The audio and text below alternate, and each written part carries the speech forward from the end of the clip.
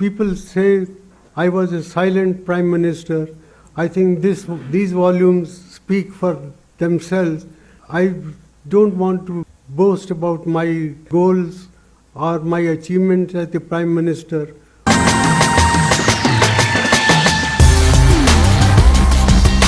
साल 2008 का वो वक्त जब दुनिया भर में आर्थिक तबाही मची थी। मिरर लिंच और लिमन ब्रदर्स जैसे दिग्गज ढह रहे थे।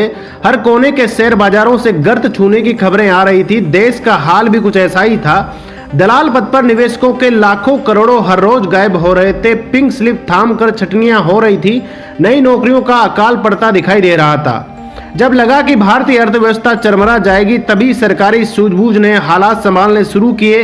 1 अरब से ज्यादा आबादी का पहला बड़ा फायदा तब दिखा जब घरेलू उपभोग ने कमजोर अर्थतंत्र को अपने कंधे पर रखकर संभाला। ग्रामीण इलाकों में बिक्री बनी रही। बड़े कारोबारों को कुछ असर हुआ, लेकिन छोटे उद्योगों पर वो प्रभाव नहीं दिखा। लेकिन ये सब हुआ कैसे?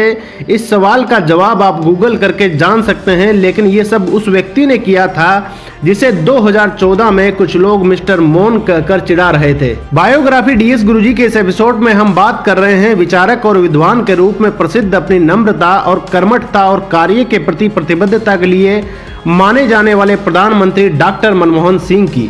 मनमोहन सिंह भारत के 14वें प्रधानमंत्री रहे। वह जवाहरलाल नेहरू के बाद भारत के पहले ऐसे प्रधानमंत्री बन गए जिनको 5 वर्ष का कार्यकाल सफलतापूर्वक पूरा करने के लिए लगातार दूसरी बार प्रधानमंत्री बनने का सौभाग्य प्राप्त हुआ। डॉक्टर मनमोहन सिंह भारतीय राजनेता होने के साथ साथ एक अर्थशास्त्री भी हैं। वह पहले ऐसे प्रधानमंत्री बने जो सरदार थे। राजनीति में आने से पूर्व वह नौकरी किया करते थे। इसके बाद उन्होंने नौकरी छोड़कर राजनीति में आने का विचार बना लिया, जो बहुत ही सफल रहा। डॉक्टर मनमोहन सिंह के कार्यकाल में भारत की आर्थिक स्थिति में क्रांतिकारी बदलाव हुए। उनके काम और प्रतिभा को दुनिया भर में सराहा गया। आप सभी लोग डॉक्टर मनमोहन सिंह के बारे में तो जानते ही होंगे, मगर उनके पीछे की जिंदगी की हकीकत के बारे में बहुत कम लोग जानते हैं। डॉक्टर मनमोहन सिंह की जिंदगी बहुत ही मुश्किलों से गुजरी है। जब देश का बंटवारा हुआ तो बहुत से लोग भारत से पाकिस्तान गए और बहुत से लोग पाकिस्तान से भारत आए थे। उस समय कोई नहीं जानता था कि इनमें से एक नन्हा बालक मनमोहन सिंह भी है, जिसकी तकदीर में हिंदुस्तान की हुकूमत लिखी है। उनकी सादगी और काबिलियत को आज हर कोई मानता है। इतने बुरे दौर से गुजरने के बाद मनमोहन सिंह ने कभी अपने भाषणों में अपनी निजी जिंदगी में आई कठिनाई को गिनाकर वोट नहीं मांगे हैं। बंटवारे में अपना सब कुछ गंवाकर पाकिस्तान से भारत के अमृतसर में बसने वाले मनमोहन सिंह का जन्म 26 सितंबर सन 1932 को पाकिस्तान के